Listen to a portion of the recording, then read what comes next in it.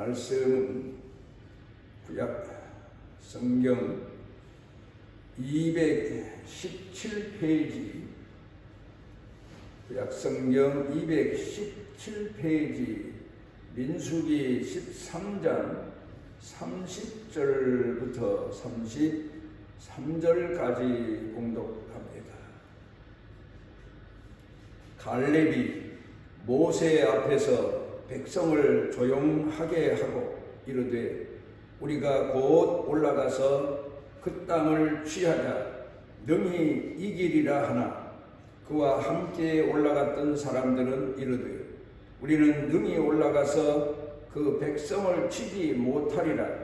그들은 우리보다 강하니라 하고 이스라엘 자손 앞에서 그 정탐한 땅을 악평하여 이르되 우리가 두고 다니며 정탐한 땅은 그 거주민을 삼키는 땅이요 거기서 본 모든 백성은 신장이 장대한 자들이며 거기서 네피림 후손인 아낙 자손의 거인들을 보았나니 우리는 스스로 보기에도 메뚜기 같으니 그들이 보기에도 그와 같았을 것이니라.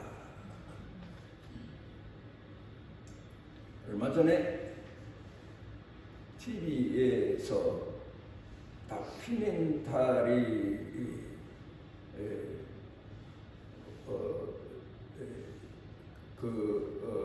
영화를 왔습니다.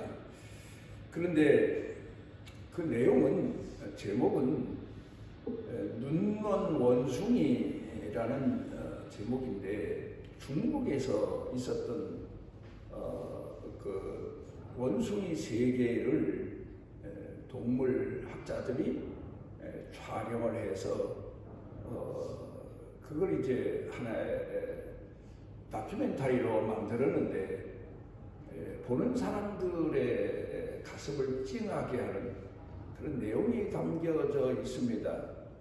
어미 원숭이가 새끼 원숭이를 낳았는데 앞을 보지 못하는 그런 소경 원숭이를 낳은 겁니다. 그래도 제 새끼니까 업고 다니고 젖을 물리고 그러면서 그 원숭이를 키웁니다. 그 원숭이가 조금 자라면 이제 그 옆에 있는 친구들하고 같이 어울리게 되는데 그 어울려도 다른 원숭이들은 눈이 밝으니까 나무를 제대로 올라가고 열매도 따서 먹기도 하고 장난도 치고 그런데 이 원숭이는 앞이 안 보이니까 아무래도 나무를 기어 올라가도 더듬거리게 되고 제대로 활동을 하지 못하는 상태입니다. 그래도 그 어미 원숭이는 그 새끼 원숭이를 포기하지 않고 그걸 젖을 물리고 이제 어깨 등에다가 업기도 하고 이제 그러면서 지나는데 이제 그 거의 한 1년 가까이 되면서 문제가 생깁니다. 그게 뭔가 하면 원숭이들은 다른 짐승도 거의 우리가 가축들도 보게 되면 새끼를 낳아서 어렸을 때는 잘 키웁니다. 그러다가 그 새끼가 조금 자라게 되고 또다시 이제 그 한 1년쯤 지나게 되면 원숭이 번식기가 오죠. 짐승들도 역시 마찬가지입니다. 번식기가 오게 됩니다. 그러면 이제 교미를 하게 되는데 교미 때가 되면 그 새끼를 떼어서 자기에게서 멀리 독립하라는 의미에서 받아주지 않는 그런 이제 본능적인 습성이 있습니다. 그런데 다른 원숭이들은 눈이 멀쩡하니까 한 1년 동안 어미젖을 먹고 어미가 키우는 바람에 잘 자라서 독립을 하게 되지만 이 원숭이는 눈이 둘이 다 멀었기 때문에 독립을 할 수 있는 형편이 못 됩니다. 그런데도 짐승이니까 본능대로 이제 교미를 해서 또 다른 이제 원숭이 새끼를 지 몸에 잉태하니까 그 원숭이를 이제 떼어 버립니다. 그리고 혼자 이제 그 원숭이 새끼가 이제 사는 거죠. 그러니까 뭐 먹을 걸 제대로 뭐 먹을 수 있겠습니까? 이제 그러다가 이제 높은 언덕에 기어 올라갔다가 떨어져서 다리 하나도 다치고, 그리고 이제 찔뚝거리고 다닙니다. 살아있는 게 참 그게 보면 다행이지요. 그런데 그런 광경을 보고는 아직 새끼를 낳지 아니한, 그러니까 그 원숭이에 보다 한 1년 정도 앞서서 태어나서 자란 그런 원숭이, 언니 원숭이가 아무도 돌보지 않고 소경인 그 원숭이가 이제 찔뚝거리며 다니고 먹지도 제대로 못하고 하니까 그걸 그 새끼 눈먼 원숭이를, 동생 꼴 되는 원숭이를 이제 포용을 합니다. 그리고 함께 끌어안고 잠도 자고 데려다니면서 먹이도 먹이고 등에다가 이제 업기도 하고, 이제 그러다가 이제 얼마 지나서 그 이제 그 언니 원숭이, 그 눈먼 원숭이를 끌어안고 돌보아 주던 원숭이가 어디론가 가버렸고, 아마도 그 원숭이도 교믹대가 돼서 아마 이 눈먼 원숭이를 버리지 않았나. 그런데 이제 또다시 그 진짜 낳은 어미 원숭이가 거의 한 1년 이제 돼가니까 자기가 낳은 새끼를 이제 떼어서 독립하게 시키고는 그 다음에 이제 그 자기 자식인 소경 원숭이를 다시 찾아와서 먹이도 찾아서 먹이고 등에 업고 다니기도 하고, 이제 그런 다큐멘터리 이제 프로입니다. 영화입니다. 그걸 보면서 참 동물의 세계지만 인간들이 보면서 얼마나 큰 감동을 받게 되는지 모릅니다. 이렇게 동물들은 본능에 의해서 산다고 하는데도 본능을 그래도 버리지 아니하고 새끼를 끝까지 끌어안고 돌보아주고, 그러면서 사는 모습이 오늘을 사는 인간들에게 큰 교훈을 주고 있지 않나, 그렇게 생각합니다. 그런데 이렇게 우리가 집에서 키우는 가축이나 아니면 동물 세계의 짐승들도 본능을 버리지 않고 또 그런가 하면 본분을 버리지 아니하고 다 지켜 행하고 살아가는데, 인간들은 어떤 경우에 보면은 본능조차도 포기하고 자기 자신이 마땅히 가져야 될 본분조차도 지키지 않고 사는 그런 인간들이 얼마나 많은가 생각해 볼 때, 인간의 타락성을, 인간의 부패성을, 인간의 어리석음을 다시 한번 돌이켜 보면서 마음에 큰 교훈을 갖게 됩니다. 군에 다녀온 분들은 거의 다가 기억에 남는 일입니다만은, 군대 가게 되면 훈련소에서 군번을 이제 줍니다. 그러니까 이제는 군인으로서 정식적으로 인정을 했다는 그런 이제 군번이 한 사람 한 사람에게 주어집니다. 그리고 그 군번이 새겨진 인식표를 줍니다. 그럼 그 인식표를 점호때가 되면 이제 하루 일과가 끝나가고 오후에 이제 잠자기 전에 점호를 치르게 되는데, 점검을 하게 되는데, 그때 그 목에다가 그 군번 줄을 꼭 달고 있어야 됩니다. 그걸 꼭 확인을 합니다. 그거는 이제는 군인으로서 살아도 군인으로 살고, 살아도 뭐 우리로 말하면 대한민국 군인으로 살고, 또 그런가 하면 죽어도 대한민국 군인으로 죽어라, 그런 의미의 표식입니다. 그래서 전쟁터에 나가서 전쟁하다가 사람들이 죽으면 제일 먼저 그 목에 걸려있는 군번부터 확인한다고 하지 않습니까? 그러면 이 사람이 어느 소속 누구다 하는 것이 증명되기 때문에 그래서 전사자로 처리하기도 하고 그렇게 합니다. 군인이 그렇게 처음에 훈련소에 가서 고생을 하면서 훈련받는 것은 군인으로서의 삶을 살게 하기 위한 그런 과정이다. 그렇게 봅니다.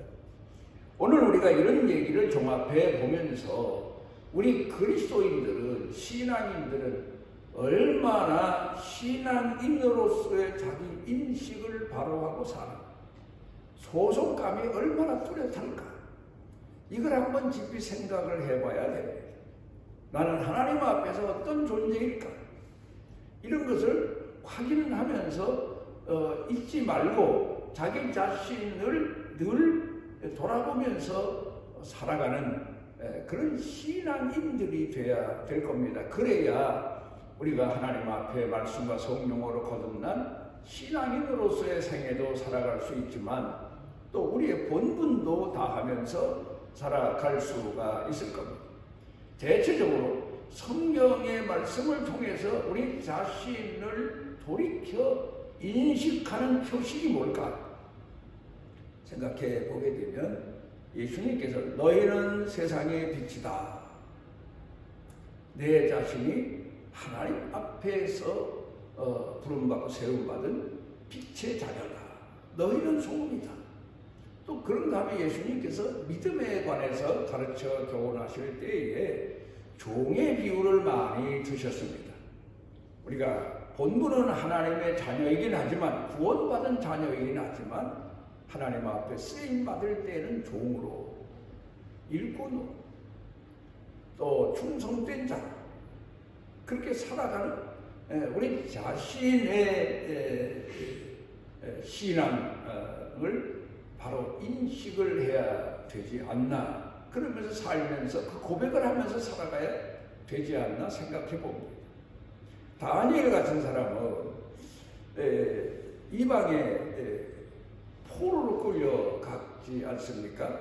그런데 포로로 끌려가서도 자신은 하나님의 백성임을 잊지 않습니다. 아브라함의 후손임을 잊지 않습니다. 그래서 그 나라에 가서 그 나라의 왕을 섬기면서 억압된 가운데 살망정 하나님의 계명을 절대로 잊어버리거나 배반하지 않습니다. 그래서 우상 앞에, 바벨론 왕 우상 앞에 절하지 않았다는 죄명으로 인하여서 사자굴 앞에 던져질지라도 다니엘은 여호와 하나님 앞에서 자기 자신을 바로 인식해서 아브라함의 후손이요 하나님의 자녀라는 사실을 인식해서 그는 목숨을 내버릴지언정 신앙을 굽히지 아니하지 않습니까?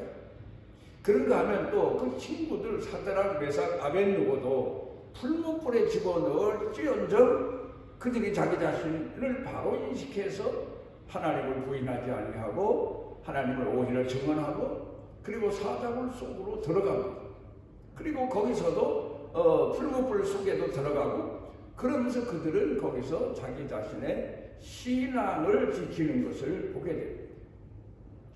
뭐 이런 얘기를 하자면 끝도 없지요. 그런데 우리가 이스라엘의 초대 왕인 사울 왕에 대해서 돌이켜 생각해 보면은 그가 처음에 왕으로 세워질 때에는 하나님의 자손이요, 아브라함의 자손이요, 하나님의 자녀요, 이스라엘의 왕이라고 하는 사실에 대해서 감격하지만 그가 나중에 블레셋의 침공을 받을 때 골리앗 장수가 나타났을 때 무릎이 떨려서 두려워서 마주 대항해서 나아가 여호와의 이름으로 싸우지를 못하고 그러니까 우상 앞에 하나님 여호와 외 다른 세상 세력 앞에 그는 결국 무릎을 꿇을 지경이 되어버리고 맙니다. 그때 다윗이 여호와의 이름을 들고 나아가서 골리앗 장수를 물맷돌로 물리친 사건은 유명한 사건입니다. 오늘을 살면서 우리 기독교인들이 어떤 상황에서든 오늘 본문에서 가르쳐 주시는 교훈입니다. 하나님을 바로 증언할 수 있어야 되고 하나님 앞에서 바로 내 자신을 인식할 수 있어야 되고 그리고 신앙인으로 살아갈 수 있어야 함을 보여주는 아주 드라마틱한 그런 내용이 오늘 성경 본문의 내용입니다. 저는 이제 목회하면서 지금까지 지내왔고 신앙인으로 살아왔는데 언제부터인가 제 자신에 대한 인식을 무익한 종으로 결론을 얻었습니다. 나는 참 무익한 종입니다. 하나님 성전에서 하나님 교회 앞에서 쓰임받는 종이지만 하나님께나 하나님 교회에 득이 되고 영광이 되기보다는 무익한 존재, 오히려 손해가 되고 해가 되는 존재임을 많이 깨닫고 마음 졸여가면서 회개할 때가 참 많습니다. 그래서 저는 어떤 이들은 그럽니다. 자기 자신이 죽으면 이제 뭐 무덤 묘비에다가 이런 문구를 남겨달라. 서양에는 그런 유언이 참 많습니다. 마틴 루터 킹 목사가 죽기 전에 이제 그런 유언을 남겼습니다. 내 묘비에는 나는 모든 사람을 사랑했노라. 그런 글을 써서 남겨달라. 그러니까 모든 사람들에게 모든 사람들을 죽은 다음에도 사랑한 사람으로 기억되기를 바랬던 것 같습니다. 근데 저는 만약에 내 묘비가 세워진다고 하면 나는 무익한 종입니다. 그 내용을 꼭 기록했으면 하는 그런 마음이고, 또 하나 요새 근간에 많은 그 신앙인들이 마지막 죽어가는 모습들을 이야기를 들으면서 생각나는 게, 나는 절대로 마지막에 쓰러져서 사경을 헤맬지라도 연명 치료는 하지 말아라. 그런 유언을 자녀들에게 은연히 하고 있습니다. 이왕 하나님 앞에 갈 거 병원에 갔다가 연명 치료하다가 몇 달도 산들 크게 의식도 없는 상태에서 하나님 앞에 빨리 가지도 못하고, 또 남아있는 가족들, 자손들에게도 큰 고충을 안겨주고, 그것보다는 이왕 하나님 앞에 갈 거면 연명 치료 없이 그냥 며칠간의 견딜 수 없는 고통이라도 견디면서 하나님께 가는 게 바른 자세 아닌가, 뭐 이런 생각들을 해 봅니다. 탕자의 아버지는 자신의 두 아들 중에서 그 아들들이 잘했을 때에도 어렸을 때에도 아버지임을 아버지는 결코 부인하지 않습니다. 그런데 둘째 아들이 성장해서 세상 친구들하고 사귀다 보니까 아버지가 싫어졌던 것 같습니다. 그래서 아버지 집을 떠납니다. 아버지한테 자기가 유산 물려받을 것을 졸라가지고 받아서 멀리 아버지 집을 멀리 떠납니다. 그건 아버지가 싫다는 증거입니다. 아버지가 부끄럽다는 증거죠. 아버지와 함께 사느니 내가 혼자 나가서 잘 살아보겠다. 세상 사람들에게 내놓으라고 살겠다. 그리고 나아가서 결국은 모든 것을 다 탕진하고 난 다음에 거의 죽게 되었을 때 고백하는 내용, 내 아버지 집에는, 그때서 비로소 아버지 이름을 부릅니다. 내 아버지 집에는. 그리고는 많은 일꾼들이 품꾼도 줄이는 일이 없는데 나는 여기 와서 줄여 죽게 됐다. 그리고는 아버지에게로 돌아갑니다. 아마도 자기를 기다리는 아버지의 마음을 그나마 조금 헤아린 것 같습니다. 그리고 아버지 앞에 와서 그가 고백하는 내용이, 나는 아버지의 아들이라는 이름을 감당할 수 없으니 나를 품꾼의 하나로 도와주십시오. 자기 자신은 아버지 집에서 품꾼만도 못한 사람임을 고백하고 있습니다. 우리가 오늘을 살면서 하나님의 자녀임에도 불구하고 내 자신을 바로 인식할 필요가 있습니다. 큰아들처럼 나는 아버지 앞에서 할 일 다 했다. 나만큼 효자 없다. 나는 효도 다 했다.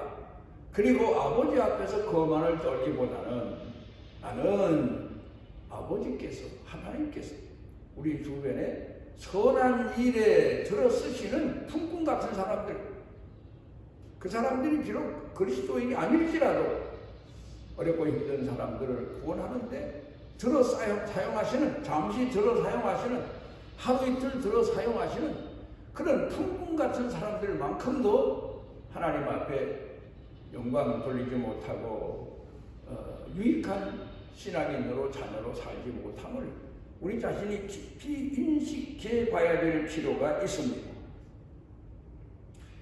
예수님께서 이 땅에 오셨을 때에 이스라엘 사람들에게는 그 어느 민족도 가지지 아니했던 메시아 대망 사상이 있었습니다. 신앙이죠.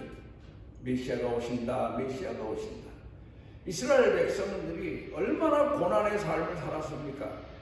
애굽에 가서 400년 동안 노예 생활한 거 외에도 그 후손들이 결국 가나안 땅에 다시 돌아왔다가도 거기서 타락해서 이방의 포로로 끌려가고 나라가 망하고 노예로 끌려가고 생활을 그렇게 마감한 사람도 많고, 그런데 선지자들은 낙심하지 말아라, 메시아가 오신다, 메시아가 오신다. 그래서 메시아 대망 사상이 대단했습니다. 그런데 이제 때가 되어 메시아가 오셨습니다, 예수님이. 그런데 이스라엘 백성들이 메시아의 대망 사상에 문제가 있다는 사실을 발견하지 못합니다. 메시아가 오시고 메시아만 만나면 되는 줄 알았는데 그 메시아를 어떻게 따르고 순종하고 믿고 섬기느냐에 대해서는 훈련이 되어 있지 않았던 겁니다. 그래서 유대인들은 계속해서 예수님 오셨을 때 메시아된 표적을 보여달라. 그러다 예수님께서 그 사람들 앞에서 아마 이단이나 요 근간에 한국의 어떤 영웅 같은 교인들을 힘몰고 다니는 그런 사람들 같으면 표적을 여러 가지 증거로 보여주려고 했겠지만 예수님은 요나의 표적밖에는, 십자가의 표적밖에는 메시아된 표적을 보여줄 길이 없다. 그렇게 말씀하시지 않습니까? 그런데 예수님을 따라다니는 제자들도요, 메시아를 로마 나라의 속국인 이스라엘을 해방시켜서 세계를 로마보다 더 위대하게 통치하는 그런 나라로 세우고 이스라엘의 왕인 메시아가 세계를 지배하시는 그런 나라로, 그런 메시아로 착각을 했던 겁니다.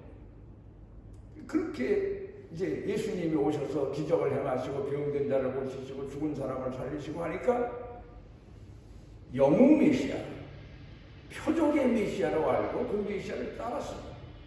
그런데 어느 때부터 한 중반 목회하신 지 중반 좀 넘어서부터 십자가 얘기 자꾸 하십니다. 그러니까 베드로가 그러시면 안 됩니다. 그런 말씀은 입 밖에도 내지 마십시오. 그런 의미에서 만류하셨고 나서지 않습니까? 그러다가 예수님께 사탄아 내 뒤로 물러가라. 너는 나를 넘어지게 하는 자다. 메시아는 너희 죄값을 치르기 위해서, 너희를 죄에서 구원하기 위해서 이 땅에 오신 메시아지. 이스라엘을 회복시키고 이스라엘을 로마에서 해방시키기 위해서 온 메시아가 아니다. 그 사실을 말씀합니다. 그런데 그때 제일 먼저 제자들은 아직도 예수님 그러지 마십시오, 십자가 지지 마십시오 하고 예수님을 만류할 정도였고, 예수님을 좀 불만스러운 마음을 가지고 따라다닐 정도였지만 그 중에서 제일 약삭받은 사람 가룟 유다는 아니구나. 나는 로마 속국에서 이스라엘을 해방시킬 메시아인 줄 알고 따랐는데 십자가에서 생을 마친다고? 죄값을 지르신다고? 나는 그 메시아가 내가 기대하는 메시아가 아니다 해서 늘 고민하다가 사탄이 들어가서 결국 예수님을 배반해버리고 말지 않습니다. 그러니까 가룟 유다만 예수님을 배반한 게 아니고 그 당시에 군중들도 예수님이 기적을 행하시고 병든 사람을 고치시고 죽은 사람을 살리실 때는 메시아다 하고 따랐는데 십자가를 지시면서부터 돌아서기 시작하지 않습니까? 내 마음에 내가 기대하는 메시아가 아니라는 거예요. 오늘 한국 교회를 돌아봅니다. 십자가의 신앙을 바로 가르치고 십자가의 신앙을 가슴에 새기고 예수님을 따라가면서 생을 살아야 되는데, 예수님이 이 땅에 오셨을 때처럼 영웅 메시아, 영웅이 통치하는 교회, 이런 교회들을 사람들이 추구하고 따르기 시작합니다. 물론 사람이니까 사람들 많이 모이는 곳에 남보다 잘나 보이는 교회에 사람들이 나가고 싶겠지만은, 그러나 그것과 달리 내 자신이 영웅의 신앙을 본받는 신앙이 되기보다 십자가의 신앙을 본받는 신앙이 되기 위해서 우리가 성경을 다시 봐야 됩니다. 예수님이 십자가에 못 박혀 돌아가시고 계실 때 한편 강도가 예수님을 악담하고 예수님을 욕하고 예수님을 저주하고 있지 않습니까? 만약에 그때 예수님이 같이 십자가에 못 박혀 돌아가시지 아니하시고 병든 자를 고치시고 죽은 사람을 살리시는 예수님이 자기 옆을 지나가셨다면 악담하고 저주하기보다 나를 좀 살려달라고 그 강도도 예수님 악담하고 저주하지 않고 구원을 청했을 겁니다. 그런데 우리가 기대하는 메시아가 아니다. 그런 의미에서 이 한편 강도도 예수님을 부인하고 저주하고 악담했던 겁니다. 그런데 한편 강도는 내가 십자가에 못 박힐 때 같이 함께 죽어주시기 위해서, 내 영혼을 구원해 주시기 위해서 이 땅에 오신 하나님의 아들 구원의 주 예수 그리스도 메시아이신 것을 깨닫고 주여 주의 나라에 임하실 때 나를 기억하소서, 그 신앙 고백을 할 수가 있었던 것. 오늘 우리는 영광스러운 메시아, 세상을 통치하는 메시아, 영웅 같은 메시아를 우리는 추구하는 이 시대 사람들에게서 우리 자신을 돌아볼 수 있어야 됩니다. 오늘 한국교회에서 이단이 성행하고 그리고 바른 신앙을 가르치는 사람들보다 영웅 같은 사람이 나타나서 세상을 호령하고 통치하려고 드는 그런 사람들이 있는 곳에 사람들이 몰려가고, 이 사람이 정말 이 시대의 지도자다.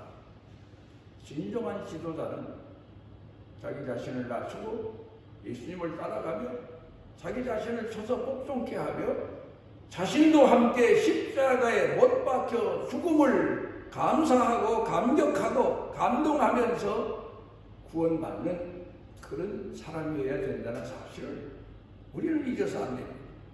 오늘 성경 본문으로 돌아가 봅니다.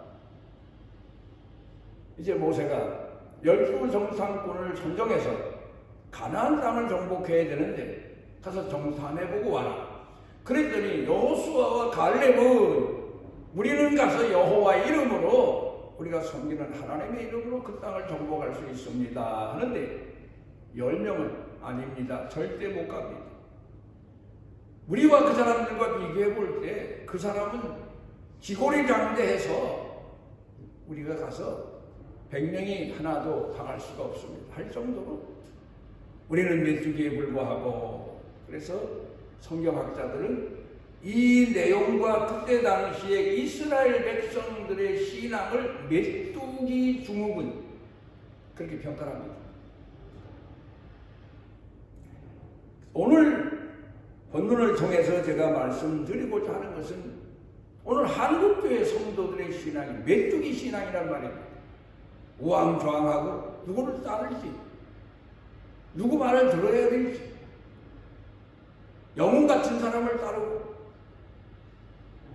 그리고 자기네를 과시하는 그런 세력들 앞에 나가고, 그게 오늘 한국 교인들이 선택하는 잘못된 길입니다. 외국 사람들이, 서양 사람들이 기독교 대개 문화에서 살던 사람 아닙니까?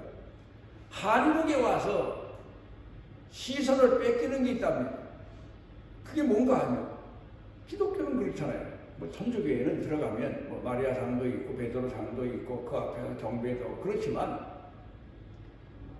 보통 우리 기성교회는 아무것도 없잖아요, 십자가로. 그렇게 신앙생활 하던 사람들이 동양에 오니까, 종교라고 하는 곳에 가보니까 금을 발라놨어요. 현대인들이 추구하는 게 뭡니까? 금이에요, 돈이에요. 그리고 현대인들이 추구하는 게 뭡니까? 행복이에요, 미소예요. 금을 발라놓은 신상이 미소를 짓고 앉았는데 감동을 받는답니다. 그래서 거기에 스스로 자기가 지금까지 섬겨왔던 하나님을 버리고 그 종교에 귀화해서 승려가 되는 사람, 비록 심지어는 하버드 대학을 졸업한 수재가 우리나라에 와서 승려돼서 사는 사람도 있잖아요. 그 사람들만 그런 게 아니에요. 우리 한국교회 성도들도 십자가 신앙, 십자가의 생활, 삶을, 생애를 말하면 별로 달가워하지 않아요. 영적이고 기적적인 그런 얘기를 많이 해야 사람들이 감동을 받게 되고 추종하게 되고 따르게 돼요. 그러니까 우왕좌왕하는 거예요. 갈팡질팡하는 거예요. 메뚜기가 바람 불면 뛰고 놀래서 이리 뛰고 저리 뛰고 하는 것처럼 한국교회 성도들이 지금 그렇게 살고 있어요. 이리 몰리고 저리 몰리고. 우리는 우리의 선한 목자이신 예수님이 그 생애를 어떻게 사셨는지를 바로 알아야 돼요. 여호수아와 갈렙은 그러면 어떻게 해서 정탐하고 나서 바른 신앙의 보고를 했을까? 이 사람들은 40년 동안 광야에서 훈련받은 사람. 어떻게 훈련받았습니까? 여호수아는 모세의 시종입니다. 자기 주인이 잘 나갈 때는 종도 좋은 거예요. 그런데 자기 주인이 실패했을 때는 종도 비참한 거예요. 그런데 이 여호수아는 성공하고 이스라엘 백성들을 홍해바다에서도 육지처럼 건너게 하고 광야에 와서도 쓴 물을 단물 되게 하고 이런 주인도 섬겼지만 백성들로부터 죽이자, 돌을 들어 죽이자, 그리고 우리가 지도자를 다시 뽑자 하는 그런 시련도 지켜본 사람이에요. 그런 가운데서도 그는 자기 주인을 배반하지 않은 거예요. 부인하지 않은 거예요. 따라 섬긴 거예요. 우리가 예수를 믿으면서 잘 될 때도 있고 예수를 믿으면서도 망할 때도 있고 고난의 생을 살 때도 있고 실패의 생을 살 때도 있어요. 그렇다고 해서 우리가 하나님을 부인합니까? 더 하나님 앞에 하나님을 인식하고 내 자신을 바로 인식하고 회개하고 더 낮아진 자세로 순종하지 않습니다. 여호수아의 신앙은 바로 그런 신앙이었단 말이에요. 갈렙도 아마 여호수아와 친구였는지 동료였는지 여호수아의 신앙을 본받으려고 애를 썼던 사람인지 자세히 모르지만 어쨌든 함께 마음을 모두어서 같은 고백을 할 수 있었던 걸 보면 갈렙도 고난당할 때에도 하나님을 내 하나님으로 섬겼고 기적을 체험하고 표적을 체험하고 여호와 하나님이 만군의 여호와 하나님이심을 천하 만민이 찬양할 때에도 하나님을 섬겼지만 만민이 하나님을 등지고 돌아설 때에도 송아지 우상을 만들어 놓고 황금 송아지 우상을 만들어 놓고 섬길 때에도 그런 여호와 하나님만 광야에서 그 백성들을 먹이고 훈련시키시는 하나님을 섬겨온 그 신앙이 확실했기 때문에 그들은 가나안 땅을 가서 제대로 분별할 수 있었지 않나 생각합니다. 오늘 한국교회 성도들 메뚜기 떼 뛰듯 이렇게 몰려다니는 그런 사람들을 보면서 우리가 우리 자신을 어떻게 인식하며 오늘을 살아야 될지를 마음 깊이 새기시기를 바랍니다. 우리를 사랑하셔서 주 앞에 모아주신 아버지 하나님, 기도하옵는 것은 우리가 이 시대를 분별하고 하나님 앞에서 우리 자신의 신앙 모습을 바로 인식하고 주의 사랑으로 끝까지 여호수아 갈렙처럼 순종자로 충성자로 살아갈 수 있는 은혜를 더하시옵소서. 예수님 이름으로 기도드리옵나이다.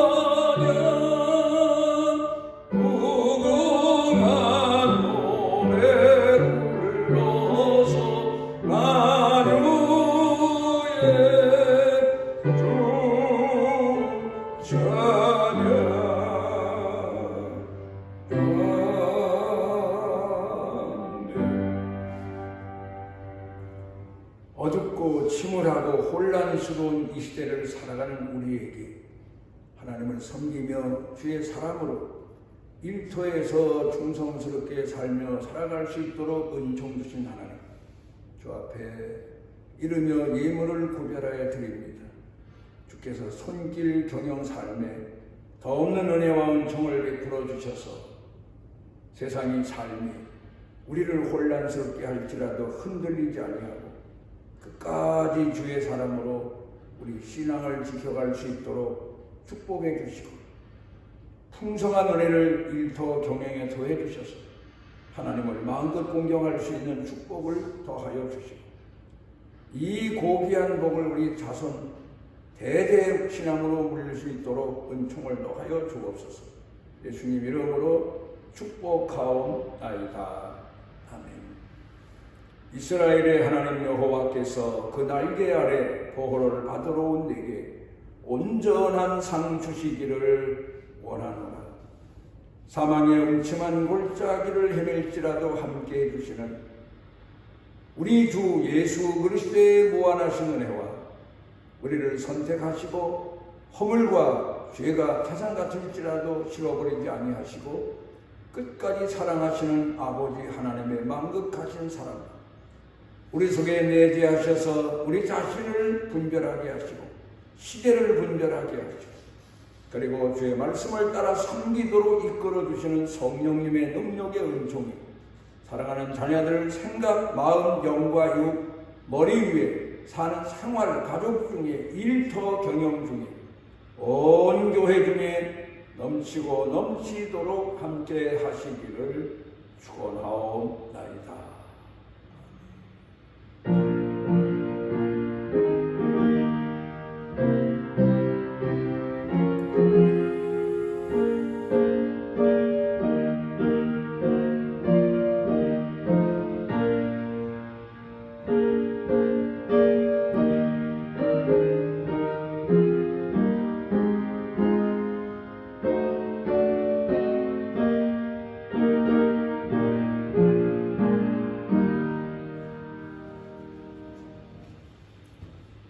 고맙습니다.